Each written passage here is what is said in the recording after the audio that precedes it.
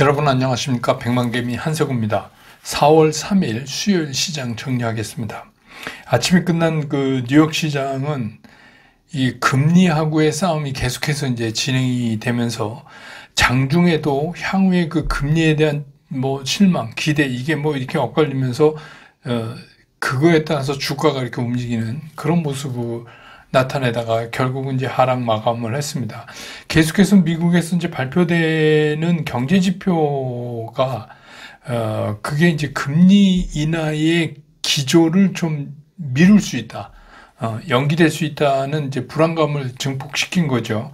거기에다가 이제 테슬라가 거의 5% 가까이 이렇게 그 인도량이 부진했다는 이제 이유 때문에 겹치면서 시장이 좀 어렵게 끝냈습니다. 그래서 다우는 1% 정도 하락했고 나스닥도 0.95%니까 1% 정도 빠진 거죠.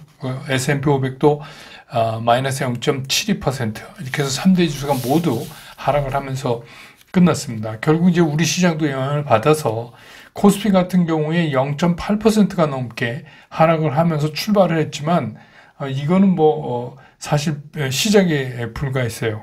오늘 이제 제일 중요한 게 어느 정도에서 우리 시장이 멈추는가 이게 굉장히 중요했는데 오늘은 아주 우리 시장이 매가 없음을 그대로 보여줬습니다. 그래서 외국인하고 기관의 매도세가 계속해서 이어지면서 좀처럼 이제 이렇게 반등다운 장중에라도 그런 게 전혀 만들어내지 못하는 그런 모습이었습니다. 그래서 시총 상위의 대부분의 종목들이 다 하락을 하면서 하락폭이 좀처럼 좁아들지 않는 그런 모습이었습니다. 그래서 오늘 코스피 시장에서 외국인들이 2,729억을 순매도했고 기관도 6,749억이나 순매도했고 개인이 9,249억을 순매수해서 오늘 마감 지수는 2,700은 지켰는데 2,706.97포인트 어제보다 1.68% 하락하면서 장이 끝났습니다. 코스닥도 거의 1% 가까이 하락을 하면서 출발했는데 주로 이제 1% 하락 밑에서 마이너스 밑에서 오르내리면서 이제 오늘 하루를 이렇게 지나갔어요. 역시 이제 코스닥 시장도 외국인과 기관의 매도 우위가 하루 종일 계속해서 이어졌고 개인만 사는 그런 모습을 보였습니다. 그래서 오늘 코스닥 시장에서 외국인은 460억을 순매도했고 기관은 1,564억을 순매도했고 개인들이 2,201억을 순매수하는 그런 모습을 보였습니다. 그래서 오늘 코스닥 지수는 879.96포인트 어제보다 1.3%가 추가로 하락하면서 장을 끝냈습니다. 오늘도 보면 알지만 외국인들이 선물을 1조 2,267억 이렇게 팔았거든요. 그리고 이제 기관이 9,696억을 샀어요. 결국은 이게 외국인 선물 매도, 기관 선물 매수, 기관 현물 매도, 이걸로 이제 이어지는 그런 모습이 오늘도 그대로 보였고, 결국 외국인들이 선물을 파는 날은, 삼성전자는 못 오른다. 외국인이 많이 살 수는 있지만, 주가는 잘 못 오른다. 이런, 오늘도 이제 맞았네요. 근데 기술적으로 보면 코스피는 그동안 이제 9거래일 동안을 계속해서 일종의 박스권 같이 이렇게 오다가 오늘 이게 이제 밑으로 툭 하면서 떨어졌어요. 그래서 별로 예후가 좋아 보이지는 않습니다. 코스닥도 역시 어제 장대 음봉이었잖아요. 오늘 또다시 음봉을 만들었는데 물론 지금 밑에 꼬리가 좀 있긴 하지만 추세는 망가진 그런 모습을 오늘 보이고 있습니다. 그래서 환율은 오늘 1348원 90전, 어제보다 3원 20전이 내렸습니다. 시가총액 상위별로 주체별 움직임을 보면 오늘 외국인들이 삼성전자를 2,114억 제일 많이 산 것 같아요. 기관은 2,714억을 팔았습니다. 반대로. 예. 그래서 외국인들이 오늘 산 거는 삼성전자 2,114억, 그 다음에 포스코홀딩스 96억, 네이버 104억, 요게 답니다. 기관은 전부 팔았고 네이버만 31억 샀어요. 그래서 외국인과 기관이 동시에 산 게 네이버입니다. 104억, 31억 이렇게 됐습니다. 그 다음에 이제 코스닥에서 보면 외국인들은 오늘 에코프로비엠, 에코프로 둘 다 팔았고요. 반면에 엔캠은 503억을 순매수했습니다. HLB도 162억을 순매수했고 알테오젠은 283억을 순매도했습니다. 반면에 기관은 전부 팔았고 알테오젠만 50억 사는데 그쳤습니다. 그래서 오늘 이제 섹터별로 보면 오늘은 좀 우선 이제 해운, 종합물류 막 이런 것들이 이제 움직였는데 이거는 이런 거예요. 여러분 아시지만 이제 그 복합적인 이유인데 어제 제가 말씀드렸죠. 오늘 2차 전지 반도체 다 섰잖아요. 제대로 못 가면 이제 이런 이제 이슈들로 이렇게 계속 돌아갑니다. 그래서 이스라엘이 이제 시리아에 있는 이란 영사관 공습 때문에 이란이 공식적으로 보복하겠다고 이제 발표를 했고 또 이제 그거 때문에 유가가 또 불안하고 유가가 이제 85불 넘어버렸잖아요. WTI 기준으로 배럴당. 그러다 보니까 이제 해상 운송 가격이라든지 종합 물류 이런 것들이 덩달아 이제 상승하는 그런 모습을 보였던 거고요. 그다음에 이제 유리기판 이거는 뭐 아시지만 이제 AMD가 이제 반도체 제조에 유리기판을 도입하기 위해서 이 공급망 구축에 나선다 이런 보도가 나왔어요. 그러면 이제 우리가 알고 있는 인텔, AMD 이거는 어떻게 보면 CPU의 양대 축인데 이게 모두 이제 유리기판 확보에 나선다. 그러니까 이제 유리기판 관련 종목들이 부각되는 그런 모습을 보였습니다. 그 다음에 이제 네트워크 관련주들이 좀 올렸는데 이건 뭐냐면 AI만 확산해, 이제 그동안 쭉 갔는데 AI만 확산으로는 안 되고 이게 네트워크 관계도 굉장히 수요가 폭증한다. AI가 완성체가 되려면 그러면서 이제 이게 GPU만큼이나 이런 이제 중요한 게 네트워크다. 이런 얘기가 나오면서 오늘 이제 그쪽이 좀 움직였고 그 다음에 개별 종목으로 홀딩 컴퍼니가 계열사 이제 현대 홈쇼핑 같은 경우에는 주식 공개 매수 건 때문에 그런 이제 개별적인 거 하고 또 하나는 오늘 이제 아침에 사우디 아람코의 그 파델리 가스 증설 프로그램 그거를 이제 우리나라가 수주했다. 근데 이제 거기는 GS건설, 삼성 엔지니어링 이게 이제 관련된 거죠. 근데 이것들이 다 초기에 팍 올랐다가 이제 뒤에 꺾어지는. 그러니까 이제 항상 이게 메인 섹터들이 쉬고 있을 때 이런 거를 이제 조심하셔야 돼요. 그래서 오늘 이제 한 매체 기자가 정상 외교의 결실, 대통령실이 그렇게 얘기했대요. 그러면서 그런 제목까지 달아서 하는데 이거 얼마 전에 다 나온 얘기입니다. 다 알 사람 알고 있던 건데 이게 이제 80조 그러니까 약 60억 달러 정도 되는데 이게 80조다 우리 돈으로. 그런데 이거 어제 이제 그 수주 서명식 있잖아요. 사인하는 걸 어제 한 거예요. 그러니까 이거는 그동안에 여러 차례 알 사람은 다 알았던 거고 또 한 가지는 그런 뉴스만 하나 탁 던지고 그럼 그 80조가 어떻게 진행되는지 그거에 대해서는 언급이 없어요. 이게 몇 년 동안 어떻게 이런 게 전혀 없어서 이것도 되게 좀 인위적 그 느낌이 나는 그런 겁니다. 그러니까 그런 거 조심하셔야 돼요. 그 다음에 이제 그 시장 전체를 보면 미국 시장도 그렇고 우리 시장도 그렇고 시장이 지금 이제 금리하고 싸움을 하고 있는 거 아니에요? 언제 내려? 언제부터 개시할 거야? 얼마나 내려? 이제 이런 건데 이 싸움에 점차 시장이 지쳐가고 있는 것 같다는 느낌을 이제 오늘 상당히 받는 하루였어요. 제가 이제 4월 들면서 현금도 일부 좀 갖고 있어야 되고 그 금리 때문에 오는 변동성에 우리가 굉장히 시달릴 거다 이런 말씀을 드렸는데 오늘 이제 그 시달림이 본격적으로 시작된 거고 또 이러다가 또 살아났다가 또 죽었다 그런 거죠. 또 다음 주에 발표될 CPI 미국 CPI가 좀 어떻게 나오냐에 따라서 또 한 번 더 고통을 줄지 아니다 금리 인하해야 된다 이럴지 그거는 이제 몰라요. 근데 어쨌든 간 그런 금리 인하를 갖고 일어나는 그 싸움에 시장이 이제 상당히 좀 힘이 부처 하는 거죠. 왜냐하면 이제 그동안 미국 시장도 좀 달렸으니까. 그래서 이건 쉽게 끝날 일이 아니고, 4월 내내 우리가 이제 이거랑, 부딪혀 나가야 되는 거 아닌가, 이런 생각이 듭니다.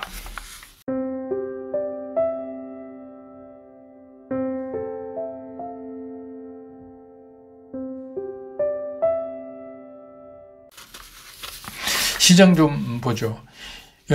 조금 전에도 말씀드렸지만 미국 시장을 이제 가만히 보고 있으면 이제는 그 금리 인하 이거에 대한 저항감이 한쪽에서 시장에서도 생기는 거예요. 그러니까 이 금리 인하 타이밍이 자꾸만 질질 이렇게 늘려 나가니까 시장이 이 지긋지긋한 이 금리와의 싸움, 언제 금리 내리냐 이거에 다소 이제 좀 지쳐가는 모습을 보이는 것 같아요.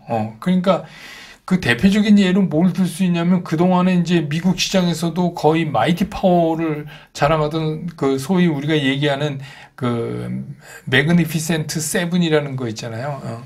매그니피센트 세븐이 흔들리기 시작을 했잖아요. 최근에 와서 지난달 말 때부터 이제 흔들렸어요.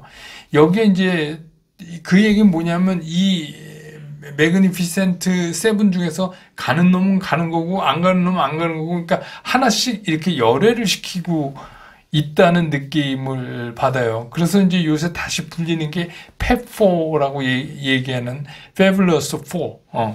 그러니까 이 매그니피센트에서 또 골라낸 넷이에요. 그런 걸로 이제 다시 얘기가 되면서 또 압축에 들어가는 거 이게 좋지가 않죠. 확산되는 게 아니라 줄어드니까. 그래서 이제 뭐 엔비디아, 아마존, 메타, 마이크로소프트 이렇게 네 개로 이제 압축되고 나머지는 이제 하나씩 떨궈져 버리는 그런 거 같은 이제 느낌이 든단 말이에요. 그런 데다가 가만히 보고 있으면 그 매그니피센트 세븐에 있는 뭐 임원들이나 뭐 그렇게 해서 소위 말하는 이제 스탁 옵션 받은 사람들도 그렇고 뭐 이런 것들 주식에 대해서 매각 소식이 심심치 않게 이렇게 들려온단 말이에요. 그게 뭐냐면 그런 것들이 이제 슬슬 시장에 대한 불안감을 높이고 있는 거다. 이렇게 볼 수가 있는 거죠. 그래서 이제 상당히 미국 시장도 버거워하기 시작했다. 이 금리하고 싸움에. 근데 이제 그래도 다행스러운 게 우리나라 반도체 주식들은 뭐 삼성전자를 위시해서 반도체 그 밸류체인 따라서 이런 것들은 좀 뭐 늦게나마 어쨌든간 뭐 이제 AI 수혜주다 이렇게 이제 인정을 받고 마침 이제 그 최근에 돈들이 이머징 마켓 쪽으로 이렇게 움직이고 있어서 그나마 이제 그 우리로서는 상당히 다행이고 그런 움직이는 자금들이 한국에서 돈을 살 수 있다고 무엇을 사냐 하면은 사실 이 반도체 주식밖에 살 수가 없죠. 한국에서는 현재. 그래서 이제 그나마 다행인데 문제는 뭐냐면 이런 삼성전자를 비롯한 소위 말해서 우리나라에서 그나마 사고 싶은 이런 것들 특히 삼성전자 이게 제대로 가려면 뭐가 해결돼야 되냐면 과거에 이게 이제 여러분 기억하시겠지만 뭐 10만 전자 막 이렇게 이제 외치는데 어제 이제 10만 전자 다시 나왔어요. 어떤 증권사에서 리포트로 10만 전자 그 10만 전자 주가만 오르면 계속 나와요. 근데 이제 그렇게 그 2년 전에 외치다가 막차 탄 사람들 있잖아요. 그분들이 2년 넘게 이제 고생을 했잖아요. 우리 요새 뭐 이런 말 쓰면 안 되지만 뭐 정치도 개같이 한다니까 개고생을 한 거잖아요. 우리말로. 근데 이제 본전 영역에 들어오기 시작을 했어요. 이것들이. 그러면 이제 어떤 일이 벌어지냐면 이게 본전 영역에 들어오는데 아무 일 없었듯이 그냥 휙 지나가면서 10만 전자 그렇게 못 가요. 시장은 그렇게 갈 수가 없어요. 왜 그러냐면 그때 거의 상투권에 삼성전자를 10만 전자 한다고 그러면서 샀던 사람들은 성격상 어떤 분들이냐면 굉장히 보수적인 투자자들이에요. 그러니까 삼성전자는 왜 2020년 그 증시가 폭발하면서 동학개미 운동 막 하면서 그때 막 여러 간증들이 나왔잖아요. 나는 십몇 년부터 삼성전자만 사서 내 인생이 바뀌었다 뭐 대박이 났다 뭐 그런 간증들이 막 유튜브에 나와서 하고 막 그런 사람 막 생겼어요. 그래서 제가 어쩌다 맞은 거지. 그게 무슨 거의 벼락 맞을 확률에 가까운 건데 그래도 사람들은 이제 그렇기 때문에 그때 이것저것 생각 안 하고 좀 공격적인 분들은 2차전 쪽으로 많이 갔고 그렇지 않은 분들이 삼성전자 사는데 이게 굉장히 보수적인 그 성격을 가진 투자자란 말이에요. 그렇기 때문에 이 보수적인 성격을 가진 투자자들이 제일 먼저 하는 일이 뭐냐? 원금이 오면 파는 거예요. 이게 보수적이기 때문에 안 그럴 것 같아도 딱 원금이 오면 일단 거기서부터 이제 정리를 합니다. 이제 이게 팔아갖고, 그건 이제 뭐 제가 경험적으로 느낄 수 있어요. 그래서 이제 그런 작업들, 그게 일어나야 돼요. 그럼 그 파는 거, 어제도 이제 개인이 많이 팔았지만, 오늘은 조금 샀네요, 삼성전자. 어제 이제 그 가격대에 산 분들은 다 파는 것 같아요. 아우, 지겨워. 그러고 이제 다 팔았단 말이에요. 그럼 그걸 누가 받아주느냐. 그걸 받아줘야 그 과정을 겪어야 이게 가요. 10만 전자로. 제가 늘 말하지만 시장의 평균 매입 단가가 현가에 가까워야 되는 거예요. 그러면 이걸 누가 해요? 지금 누가 해요? 그거 누가, 개인인데 이거 누가 해요? 기관 못 해요. 이거 외국인 사야 돼요. 그래서 전적으로 우리 시장에 이 AI의 그 인류 역사상 AI에 대한 미래는 밝다. 뭐 이래가지고 이제 GPU, 뭐 HBM 막 이렇게 해서 그 가치를 외국인들이 기존처럼 인정해 두고, 그거 한다면, 그렇게 해서 달려들어서 한국의 반도체 쪽을 사준다면 그건 이제 가능한 거죠. 근데 이제 문제는 그렇게 외국인들이 하려면 어떻게 해야 돼요? 문제는 이제 거기에도 보이지 않는 게 있지만 금리예요. 거기에도 금리. 그러니까 미국에서 의외로 강한 경제 지표들이 계속해서 나오면 이제 어제처럼 미국 금리가 다시 상승을 하잖아요. 미국 금리가 다시 상승을 해요. 그럼 이제 우리가 제일 걱정하는 higher for longer, 아주 지긋지긋한 이렇게 그 인플레이션이 끌고 가고 금리는 계속해서 안 내리고 가고 이런 거죠. 지금이 약간 이제 시장이 그런 이제 지쳐가는 게 그런 거죠. 아니 이게 뭔가를 기대를 걸 수가 없다. 금리 인하에 대한 계속해서 지표는 사실은 이거는 미국이 돈을 많이 푸는 거예요. 뭐 줄이는 척했지만 사실은 그 정부 쪽에서 많이 풀었죠. 그래서 어찌 됐건 하여튼 누가 푼 게 문제가 아니라 이런 이제 하이어 포 롱거가 계속되면은 이 금리와의 전쟁 이거가 지속되면서 금리가 안 내려가면 다시 강달러가 되는 거예요. 그러면 이제 다시 강달러가 되면 여러분 아시지만 늘 이제 뭐 채권 금리 올리고 달러 강해지고 이렇게 되면 돈이 다시 미국으로 가요.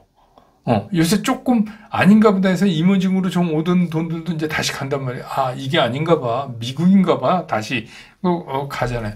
그러면 이제 이거는 우리한테 굉장히 나쁜 거예요. 그렇게 되면 이제 우리 같은 이머징 국가는 주식시장 당연히 비빌거리죠. 그리고 이제 더 중요한 게 우리가 이제 생활하면서 살아가야 되는 이제 지금도 힘들지만 물가. 잘못하면 우리 파만 먹어야 돼요. 제일 싸니까. 그거 물가 상승을 몸으로 버텨야 돼요. 버틸 게 없어요, 이제는. 그러니까 그래야 되는 게 안 오려면 사실은 미국의 경제 지표들이 시장이 원하는 것처럼 이제 나와주면서 금리 인하 얘기가 좀 본격화돼야 되는데 어제도 지방 연준은행 총재들 이런 사람들이 자꾸 3번 인하하는 거 약속한 게 아니다. 상황 봐서 3번을 하던. 그러니까 조금 뉘앙스가 매일매일 달라지는 거. 제가 그렇다고 그랬잖아요. 이 금리는 굉장히 델리케이트하기 때문에 이거를 미리 우리가 예측하거나 이렇게는 할 수가 없다. 그래서 이제 6월에 그 금리를 인하하기 시작할 거다는 예측치도 60%대로 뚝 떨어졌어요. 90% 이상이 됐다가. 그러니까 이제 그렇게 안 되기를 우리는 바라는 거죠. 근데 그거는 모르잖아요, 시장에서. 그러니까 우리는 다 준비를 해야 돼요. 외국인들이 해서 금리 인하가 점점 인하의 가능성이 높아지고 해갖고, 외국인들이 우리나라를 적극적으로 사주고, 더군다나 이제 반도체, AI를 좋게 보고, 이렇게 해서 사준다. 그럼 우리한테는, 좋은 거죠. 그렇게 되면 이제 환율도 좀 되고, 우리가 물가 부담해서 덜 좀 이렇게 되고, 저도 그 유명한 저희 집사람이 어제 팔을 사왔는데, 진짜 875원짜리 사왔어요. 거기 가서. 그런데 제가 이렇게 쉬어봤거든요. 저는 남자니까 파 살 일이 별로 없지만, 그래도 세봤더니 8뿌리가 한 단위더군요. 그런데 뭐 크기에 따라 다르겠지만 제 70평생에 파를 한 달에 몇 불 있나 이렇게 세본 것도 처음인 것 같아요. 뭐 어찌됐건 그래서 아무튼 이런 쉽지 않은 4월이 계속될 거다. 4월은 그러면 그냥 간단한 거예요. 우리가 해야 될 일은 매매원칙 준수. 그 매매원칙 준수는 뭐냐면 매도 매수 다 해당되는 거예요. 하나에만 해당되는 게 아니에요. 그리고 또 한 가지 팁을 알려드리면 이런 겁니다. 예를 들어서 10일 2평은 꼿꼿이 살아있는데 가던 놈이 툭 하고 빠졌어요. 그러니까 살아있으니까 살아있으면 계속 간다 그랬어. 이게 덜컥 사지 말고 만약에 윗꼬리가 긴 음봉이 딱 됐다. 그러면 그 다음날 아침에 사는 게 아니라 그게 단일 그 일봉으로 뭐예요? 윗꼬리가 긴 음봉이면 뭐예요? 그 다음날 빠져서 출발한다는 거 아니에요? 그러니까 그때는 좀 느긋이 기다려서 밑에다 깔고 들어가서 매수를 하거나 뭐 그렇게 해야 돼요. 그러니까 그냥 10일만 살아있으면 모든 게 만사형통 이렇게 생각하시면 안 돼요. 이거는 제가 이제 그 오프라인 강의 때 좀 자세히 말씀을 드릴게요. 이게 그렇게 그 10일만 보는 것도 뭐 대단한 거지만 그렇게 쉽게 할 게 아니에요. 그래서 하나는 매매원칙 준수, 또 하나는 일정 현금 비율. 이거는 인슈런스예요. 이번 달이 이제 이게 이 4월의 생존 전략이다. 이렇게 정리될 수가 있을 것 같습니다. 오늘 시장 정리 이렇게 끝내고 저는 또 내일 장 끝난 다음에 다시 여러분 곁으로 돌아오겠습니다. 여러분 고맙습니다.